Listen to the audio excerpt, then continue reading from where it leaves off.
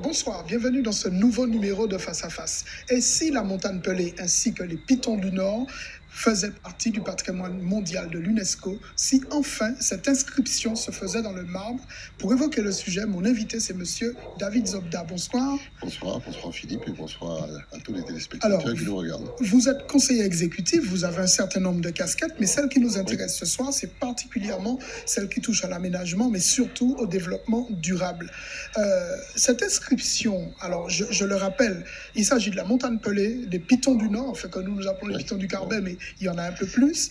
Ils seront théoriquement bientôt inscrits au patrimoine mondial de l'UNESCO. Pourquoi avoir choisi la montagne Pelée et les Pitons du Nord? Alors, c'est un processus qui est relativement long, qui date de la dernière région, et ensuite qui a été porté aussi par la nouvelle collectivité en 2015, et que nous récupérons et que nous espérons faire aboutir rapidement. Pourquoi faire ça? Tout simplement parce que nous avons un patrimoine exceptionnel et qui est unique au monde. Et c'est pourquoi nous avons ciblé la présentation de notre dossier sous deux axes. L'axe de la biodiversité, puisqu'on a une richesse en biodiversité qui est énorme, sur le nord en particulier, et sur l'axe géologique, puisque nous avons un type volcanique spécifique, le type péléen, qui donne, la montagne Pelée a donné son nom à ce type, tellement il est emblématique d'une certaine forme d'éruption volcanique et qui est à l'échelle mondiale. Est-ce que ce classement est difficile à obtenir? Parce que entre le moment où on a commencé à en entendre parler et maintenant, je serais tenté de dire que plus de 10 ans se sont écoulés. Oui, facile. Pourquoi c'est aussi difficile à obtenir? Parce que c'est un label, c'est le plus haut label de l'UNESCO. D'accord. Et ça veut dire que le cahier des charges est extrêmement pointilleux. Il faut faire un certain nombre d'étapes.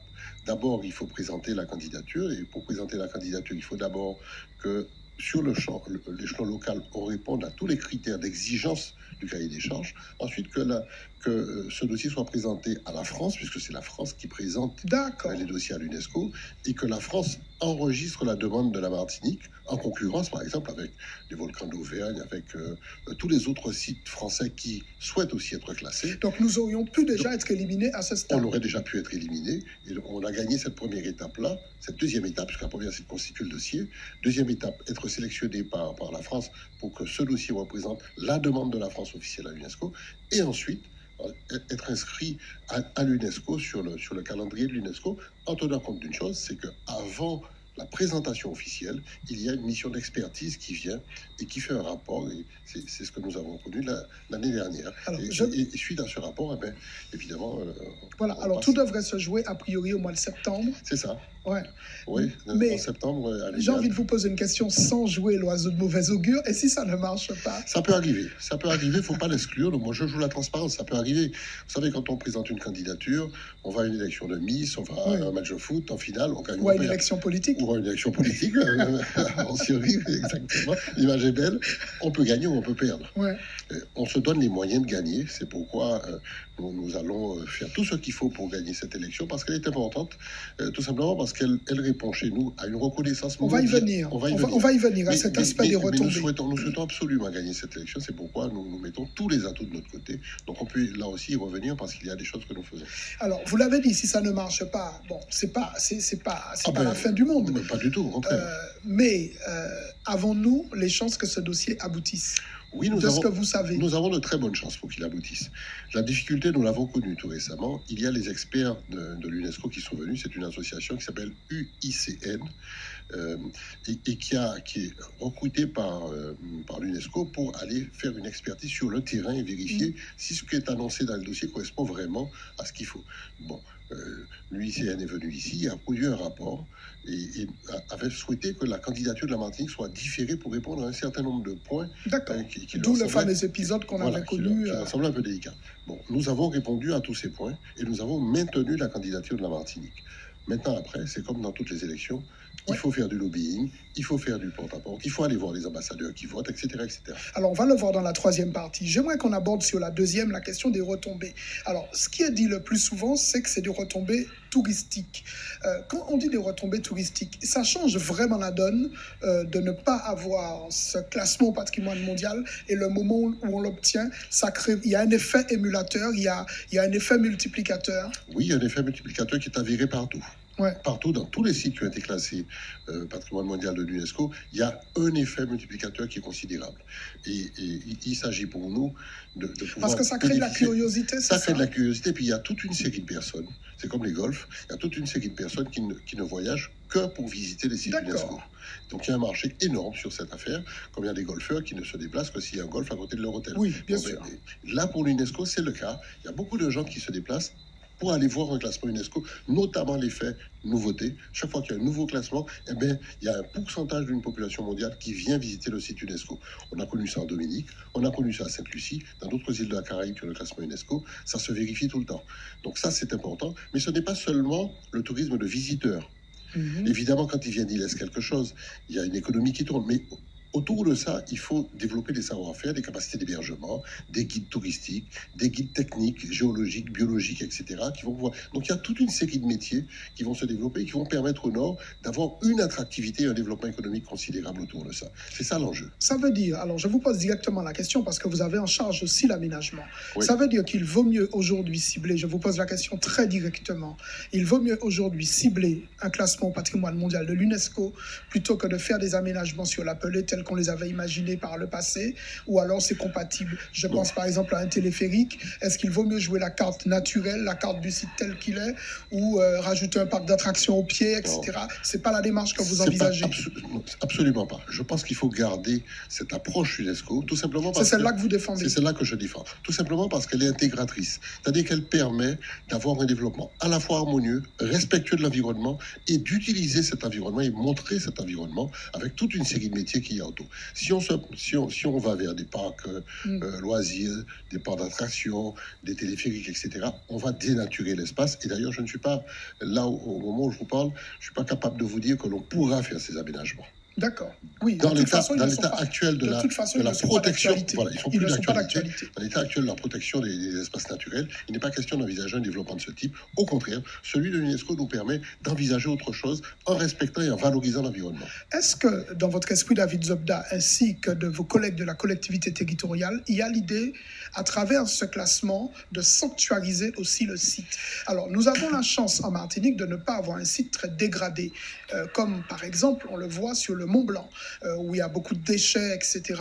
Est-ce que dans votre idée, ce patrimoine mondial, ce label, permet aussi de garder à la fois le site à l'état naturel, vous l'avez dit, mais quelque part à le sanctuariser, à le protéger? C'est exactement ça. Nous avons une richesse incroyable. On ne peut pas laisser partir cette richesse-là. Il faut la conserver, il faut l'utiliser, mais il faut la protéger. C'est le sens de la démarche. Fondamentalement, c'est le sens de la démarche, parce que très rapidement, ça peut se dégrader. On voit très bien la pression qu'il y a sur le foncier en Martinique, on voit très bien la pression qu'il y a. Je suis moi-même maire, donc je sais très bien ce que vivent mes collègues. Il y a une pression considérable. La réflexion de l'aménagement, c'est aussi ça. C'est préserver les espaces naturels, préserver les espaces agricoles. Nous n'avons plus que 22 000 hectares agricoles. Protéger les terres agricoles et avoir un projet de développement de l'agriculture, valoriser les littoraux pour favoriser la pêche telle que nous la vivons, mais aussi envisager une autre pêche hauturière, et puis ensuite réaménager en tenant compte à la fois des espaces pour les déplacements, des espaces pour le développement économique et des espaces pour le développement de loisirs. Alors, vous l'avez dit tout à l'heure, ça nécessitera sans doute que nous soyons tous mobilisés, et c'est ça que j'aimerais comprendre. Pourquoi le soutien des Martiniquais est nécessaire dans ce classement? À quoi servons-nous? Allez, je la pose volontairement avec une pointe de provocation. Non, vous avez bien raison. Vous avez bien raison parce que c'est une affaire martiniquaise. C'est pas l'affaire de David Zobda, c'est pas l'affaire de Serge Chimi, c'est pas l'affaire de Boutrin, c'est pas l'affaire de Chaumet quand il était, etc. C'est pas ça. Et quel que soit le courant politique qui est le nôtre, il s'agit d'une cause martiniquaise avec un enjeu considérable de développement pour nous. Et il s'agit de montrer que tous les Martiniquais sont d'accord avec cette idée de protection et de valorisation de notre environnement. C'est ça qu'il faut montrer. Et quand l'UNESCO interroge des experts ou interroge les gens en Martinique, et s'ils sentent qu'il y a un vrai engouement pour cette candidature, que l'ensemble des Martiniquais ont compris l'intérêt de porter la candidature, ils sont fiers de cette candidature, c'est un poids considérable. Alors, vous avez parfaitement introduit ma prochaine question. Je ne la connaissais pas. Oui, mais je sais que vous ne la connaissiez pas. Il faut que les experts de l'UNESCO soient convaincus que la population se sent concernée, qu'elle attend ce classement, qu'elle y est favorable. Il vaut mieux pas qu'il y ait des oppositions manifestes. Il peut y en avoir, ça existe partout. Oui, ça c'est normal. Ça c'est l'esprit démocratique. Il faut aussi qu'on montre qu'on est une démocratie et que la liberté d'opinion, la liberté de parole existe et qu'on pourrait avoir des gens qui seraient contre le classement et qui pourraient être favorables à un autre type de développement du Nord. Ça peut arriver. Mais il faut bien montrer que la majorité des Martiniquais, cette majorité est largement favorable et soutient la candidature. C'est fondamental parce que l'UNESCO a besoin de sentir qu'il y a une force en face, qu'il y a une volonté, qu'il y a une idée du développement que collectivement nous portons. C'est ça qui est intéressant. Et c'est pourquoi j'essaie autant que possible de diffuser la bonne parole pour que les Martiniquais se sentent eux-mêmes concernés par ce qui nous arrive à nous. Nous pouvons exprimer ce soutien. Je crois qu'il y a un site internet qui nous permet de soutenir la démarche. Tout à fait. Donc, elle est facilement identifiable, cette démarche, à travers ce site internet. Mais je voudrais qu'on rappelle le calendrier. Nous sommes en juin 2023. Il ne va pas se passer grand-chose d'ici le mois de septembre, à part le soutien de la population. Qu'est-ce qui va se passer? Il se passe des choses importantes. Oui, mais je veux dire, qui ne nécessitent pas la mobilisation des Martiniquais, à part celle que nous avons indiquée. Les Martiniquais peuvent se mobiliser, les médias peuvent faire des émissions d'information, etc., de popularisation de la démarche. Au contraire, c'est très intéressant parce que nous comptabilisons tout ce qui se fait, tout ce qui se dit autour de la candidature, et ça constitue le dossier, le soutien à notre candidature. Et puis, à côté de ça, il faut faire une démarche parallèle en France, en Europe, à l'UNESCO. Enfin, le siège de l'UNESCO est à Paris, donc c'est encore plus facile. Mais il y a toute une démarche diplomatique qu'il faut engager pour soutenir et diffuser la candidature de la Martinique auprès des ambassadeurs qui votent. Donc il y a cet aspect diplomatique-là qui est très important. D'ailleurs, le président de l'exécutif part à Paris pour multiples raisons, et dont celle-ci. Il va rencontrer l'ambassadeur de France à l'UNESCO, il va rencontrer aussi autour d'une table tous les autres ambassadeurs qui seront de près ou de loin associés au vote qui sera, pas le vote, mais à la décision qui sera prise in fine. David Zobda, merci. Croisons les doigts. Oui, il faut espérer que ça marche cette fois et que nous n'ayons pas une immense déception. Mais vous semblez nous avoir rassurés. Moi, je suis écoulé. Je suis extrêmement confiant. Ça marchera. Merci beaucoup. Merci.